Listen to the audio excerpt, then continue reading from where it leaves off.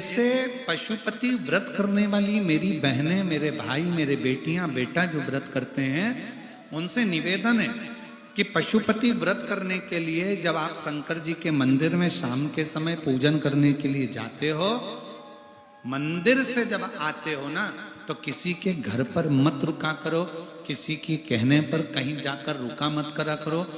शाम के समय जब 5 दिए मंदिर में जलाकर थाली लेकर वापिस आओ तो किसी के दरवाजे पर, किसी के घर पर नहीं रुकना है, बीच में कहीं नहीं रुकना है, कोई सामान खरीदने के लिए नहीं रुकना है, कोई व्यापार करने के लिए नहीं रुकना है, किसी के कहने पर कोई कितना ही बुलाए तो भी उसके दरवाजे पर नहीं जाना है। पूजा की थाली जब 5 दिए लगाकर 2 प्रसाद के हिस्से मंदिर में रखकर थाली लेकर जब अपने घर के लिए 1 दिया लेकर जाओ तो उस बीच में कहीं नहीं रुकना, सीधे अपने घर के दरवाजे पर ही जाओ और वहां राइट हैंड में बैठकर दिया लगाओ। घर के अंदर जाकर जो प्रसाद का एक हिस्सा है भोजन करने से पहले वो पाओ।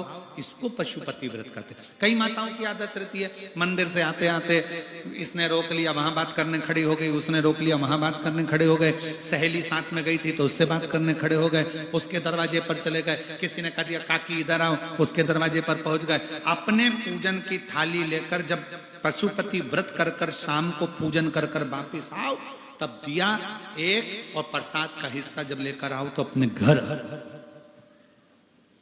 कुबेरेश्वर बाबा के दरवाजे पर जाओ, कुबेर भंडारी के यहां से जब भंडार मांगने के लिए जाओ, कुबेरेश्वर धाम पर झोली पसार कर जब भगवान के दरवाजे से तुम भंडार लेकर आओ कि बाबा मेरे घर औलाद नहीं है, बाबा मेरी नौकरी नहीं है, बाबा मुझे ये रोग हो गया, बाबा मुझे तकलीफ हो गई। आप कुबेरेश्वर धाम पर जाकर जब वहां से कुछ बाबा से प्रार्थना कर कर आओ तो कहीं नहीं, सीधे अपने घर, अपने घर, और बाबा से दिल से अपने घर पर आकर जब वो कंकर शंकर की भूमि की रज अपने दरवाजे पर पड़ेगी, कंकर शंकर की भूमि की धूल जब अपने घर पर गिरेगी तो अपने घर में अगर कोई दिक्कत भी होगी तो उसके रज के गिरने से वो घर भी पवित्र होता चले जाएगा और कार्य सफल होता चलेगा।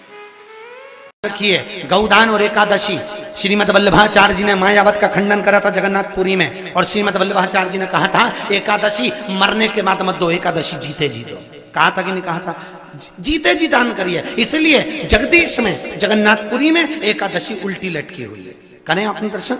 जगदीश में एकादशी को उल्टा लटकाया, क्यों? क्योंकि वल्लभ ने कहा कि एकादशी जीते जी दो। कई पंडितों कहते हैं तुम्हारे दादाजी मर गए, जब 12वें का दिन होता है ना तो पंडित जी संकल्प छुड़ाते हैं, देव एकादशी। बड़े बेटे ने 5 दे दी, छोटी बहू ने 3 दे दी, उसने 2 दे दी, उसने 2 दे दी, तो क्या तुम्हारे दादाजी भिखारी थे जो तुम्हारी एकादशियां लेकर जाएंगे?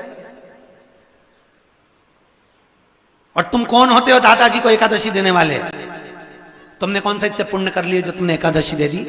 एकादशी के दान की महत्वता श्रीमद वल्लभाचार्य जी ने कहा कि कोई व्यक्ति अगर खटिया पर सड़ रहा है, पलंग पर तड़प रहा है, हॉस्पिटल में पड़ा हुआ है, तो निवेदन है कि उसको देखने जाओ तो अपनी करी हुई एकादशी में से 2 एकादशी का दान उसको तुरंत दे दो। क्यों? तो जिससे उसको मोक्ष मिल जाए, मरने के बाद नहीं। क्योंकि मरने के बाद तो वो 10वें के दिन, गरुड़ पुराण में लिखा है 10 दिन तक जीवात्मा घर की अटारी पे रहती है। कितने दिन? 10 दिन। 10 दिन के बाद जीवात्मा चली जाती है। कहां जाती है? उसको जहां जाना है। 3 दिन में उसको भोग भोगना पड़ता है जीवात्मा को। 3 दिन नरक का भोग भोगती है, उसके बाद स्वर्ग का भोग भोगती है। 18 दिन में ये प्रोसेस पूरी हो जाती है। कितने दिन? 18 दिन। 18 दिन के बाद में उस जीवात्मा को धान के खेत में पटका जाता है। किसके खेत में? धान के, चावल के खेत में। इसलिए कहते हैं एकादशी के दिन चावल मत खाओ। कहते कि नहीं कहते? और क्या कहते हैं? द्वादशी के दिन चावल खाना जरूरी है। एकादशी का पालना करना है तो द्वादशी को चावल का 1 ग्रास खाओ, तब द्वादशी को चावल खाओगे तो एकादशी लगेगी। चावल नहीं खाओगे तो एकादशी नहीं लगेगी। द्वादशी को चावल खाना जरूरी है। क्यों कहते हैं? क्योंकि धान के खेत में जीव को छोड़ा जाता है, उस धान के खेत में, चावल के खेत में जीवात्मा रहती है। उसको चिड़िया खाती है तो चिड़िया के रूप में जन्म लेता है, मनुष्य खाता है तो मनुष्य के रूप में जन्म लेता है। इसलिए एकादशी के दिन चावल नहीं खाया जाता, क्योंकि एकादशी के दिन हम चावल खाएंगे तो जीव हत्या का दोष लग जाएगा। फिर कब खाना है? द्वादशी के दिन। द्वादशी के दिन क्यों खाया जाता है? क्योंकि हम एकादशी के व्रत करे रहते हैं और पहला घासा जब चावल का खाते हैं तो अपनी करी हुई एकादशी का पुण्य जितने जीव हमारे मुंह में जाते हैं उनको उसका पुण्य मिल जाता है और उनका फिर जन्म नहीं होता, वो तर जाते हैं, उनको एकादशी का भाग मिल जाता है। इसलिए कहते हैं एकादशी को चावल मत खाओ पर द्वादशी को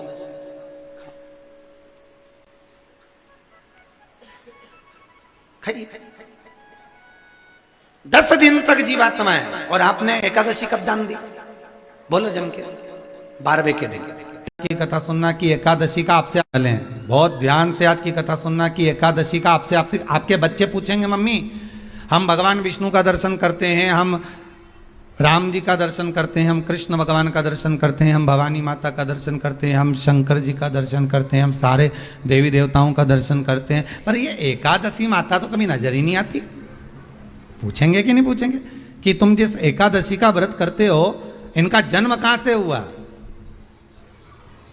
कहां जन्मी थी? एकादशी की जन्म स्थली कहां है?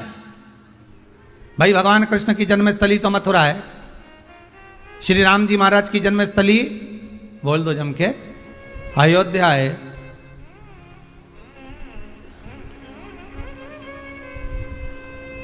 कोई आपसे पूछ ले कि एकादशी की जन्मस्थली कहां है तो आधे लोग तो बाल खुजाने में लग जाएंगे कि एकादशी आखिर पैदा कहां हुई थी, जन्म कहां लिया था, इसका जन्म हुआ कहां था, कहां जन्मी थी ये?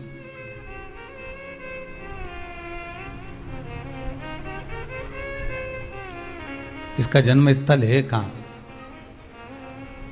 और अगर मान लो जन्म स्थल एकादशी का है,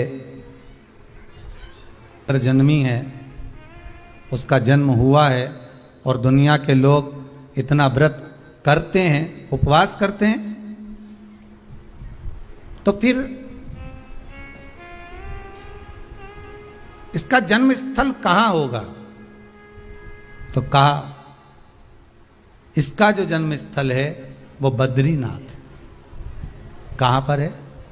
बद्रीनाथ। और उस बद्री विशाल में भी एक गुफा जिसका नाम है हेमवती। क्या नाम है? हेमवती। उस गुफा में एकादशी का जन्म स्थल है। बद्री विशाल में हेमवती गुफा जो 12 योजन अंदर प्रवेश करने जितनी है, 12 योजन की गुफा के अंदर, हेमवती के अंदर एकादशी का प्रागट्य हुआ था, एकादशी का जन्म हुआ था।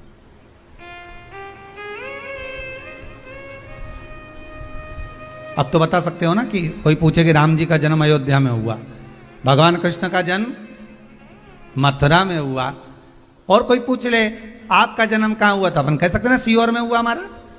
और आपसे कोई पूछे कहाँ हुए तो कहीं इंदौर में हुए कि देवास में हुए कि भोपाल में हुए कि मुंबई में हुए कि पूना में हुए, आपका तो बता दोगे। पर बच्चे आपसे पूछ ले मम्मी तू इतनी एकादशी का व्रत करती है, एकादशी का तू व्रत करती है और सबको करा देती है कि वल्लभ कुल की एकादशी करो, भले बकरी जैसे चरो पर एकादशी करो, और सबको एकादशी कराया, तो कोई पूछ ले कि एकादशी का जन्म कहाँ हुआ था, तो आप कह सकते हो कि बद्री विशाल में, हेमावती में, बद्री विशाल के हेमवती गुफा के अंदर जो 12 योजन की गुफा है, उस गुफा में एकादशी का जन्म हुआ है।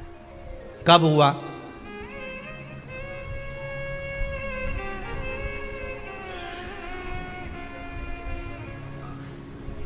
जन्म होने का कारण, राम जी के जन्म होने का कारण था रावण का संहार।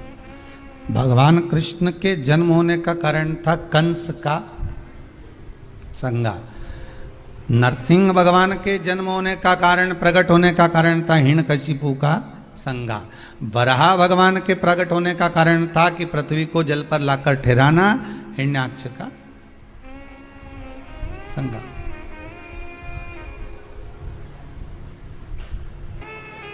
इसके जन्म का कारण क्या है? तो कहा इसके जन्म का केवल एक कारण है। सतयुग में, अब एक और बात का बहुत ध्यान दीजिएगा महाराज, सतयुग एक बार नहीं हुआ कि तुम सोचो कि सतयुग के बाद में द्वापर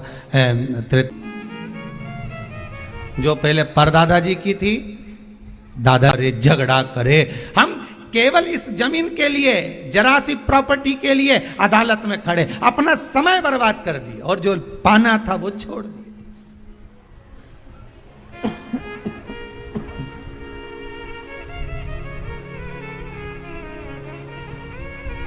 जो पाना था वो छोड़ दिया हम।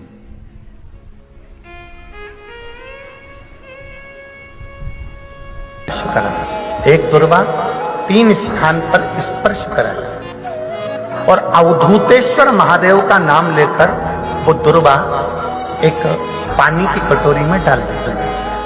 अवधूतेश्वर महादेव का नाम, उस दुर्वा का दूसरे दिन विसर्जन कर दीजिए और वो कटोरी का जल किसी भी तरह से नशा करने वाले व्यक्ति को रोज रोज थोड़ा थोड़ा रखकर, एक दुर्वा 3 स्थान पर स्पर्श कराकर रखकर उसका पान कराना प्रारंभ करिए। और पुरुष अपने अंदर संकल्प ले कि आज के बाद मैं नहीं पीऊंगा, वो जल पीना प्रारंभ कर दे, धीरे धीरे मदिरा का नशा छूट जाता है। जो धन कमा कर लेकर आएगा, भले 2 रोटी ला कर देगा ना, उसमें जो सुख है वो सुख कहीं नहीं है। वो सुख के आगे सारा सुख फीका, वो सुख के आगे सब कुछ फीका, सब कुछ। शिव तत्व कह रहा है, भगवान शंकर की कथा कह रही है कि भगवान की कथा कहती है कि मंदिर मूर्ति के बिना, बिना डॉक्टर के बेकार है। अगर हॉस्पिटल में नर्स है, कंपाउंडर है, बॉटल है, इंजेक्शन है, दवाई है, पर डॉक्टर नहीं, तो वो हॉस्पिटल भी बेकार है। भोजन, आसपास के गांव के भक्तों ने खूब सेवा करी कोकपुर में खूब। तुमरुका जी कथा कर रहे हैं 12 ज्योतिर्लिंग की। प्रथम ज्योतिर्लिंग के रूप में श्री सोमनाथ जी का वर्णन करा। चंद्र को काया के रोग से मुक्त शिव जी ने किया। शंकर भगवान जब चंद्र के रोग को समाप्त कर सकते हैं, तो आपके और हमारे रोग को भी भगवान शिव समाप्त कर सकते हैं। शिव जी का नाम सोमेश्वर महादेव हो गया। बिटले सेवा समिति 12 ज्योतिर्लिंग में हर साल में लगभग 2 ज्योतिर्लिंग बिटले सेवा समिति करती है, जहां ज्योतिर्लिंग में जाकर कथा करवाना, शिव भक्तों का 12 ज्योतिर्लिंग पूर्ण हो, 12 ज्योतिर्लिंग की कथा पूर्ण हो, उसका प्रयास बिटले सेवा समिति करती है, जिसके अंतर्गत उज्जैनी महाकाल, ओमकारेश्वर और काशी विश्वनाथ 3 ज्योतिर्लिंग बिटले सेवा समिति ने पिछले वर्ष तक पूर्ण कर ली। इस वर्ष फिर पुनः श्री शिवाय नमस्तुभ्यम, हर हर महादेव। दोस्तों, जैसे कि गुरु जी ने बताया है कि जो एकादशी होती है ना, वो कहाँ जन्म लिया, एकादशी का महत्व क्या है, एकादशी के दिन चावल क्यों नहीं खाना चाहिए, द्वादशी को चावल क्यों खाना चाहिए। आप लोगों ने सुना कि पारण जैसे करें तो चावल से ही करना चाहिए, और एकादशी को चावल खाते हैं कितना बड़ा दोष लगता है, कितनी जीव हत्या होती है, आप लोगों ने सुना। अगर आप पशुपति व्रत करते हैं तो उसका बहुत बड़ा नियम है कि आप पशुपति व्रत करने मंदिर में सुबह गए, सुबह पूजन करके आए, फिर थाली को रख दिए अपने घर में, फिर शाम को आपको 6 दीपक ले जाना है, मीठे का भोग बना के लेके जाना है। वहाँ मंदिर में आपको शिव मंदिर में जाना है, वहीं जहाँ आप सुबह पूजन किए हैं वहीं आपको शाम को पूजन करनी है। पूजन वहाँ मंदिर में चले जाएंगे तो आपको 5 दीपक वहाँ पर प्रज्वलित करना होता है। 6 दीपक लेके जाना है, 5 दीपक वहीं प्रज्वलित कर देना है, पूजा ग्रहण करना है। जो प्रसाद ले गए हैं उसका 3 हिस्सा करना है, 2 मंदिर में छोड़ना, 1 हिस्सा अपने साथ में लेके आना है। जो 6 दीपक है उसमें 5 दीपक वहाँ पे आपको जलाना है, 1 दीपक अपने साथ में लेके आना है बिना जला हुआ। और जब मंदिर से पूजा करके वापस घर आने लगे तो किसी के द्वार रुके ना, किसी से बातें ना करें, ना किसी के यहाँ रुके, ना कहीं मार्केट को सामान खरीदे जाएं, मगर कि डायरेक्ट पूजा करने के बाद में अपने घर में आना चाहिए। अपने घर में आए तो अपने घर में राइट हाथ पे, अब जब घर में घुसने लगो तो अपने राइट हाथ पे 1-2 दीपक लेके उसको वहाँ पर प्रज्वलित कर देना है। जो प्रसाद का हिस्सा लेके आओ घर में प्रवेश करो। उसके बाद में पहले खाना वाना खाने से पहले आपको प्रसाद खाना है, प्रसाद खाने के बाद में खाना खाना है, प्रसाद में से किसी को देना नहीं है। इस चीज़ का आप लोग विशेष ध्यान रखिएगा।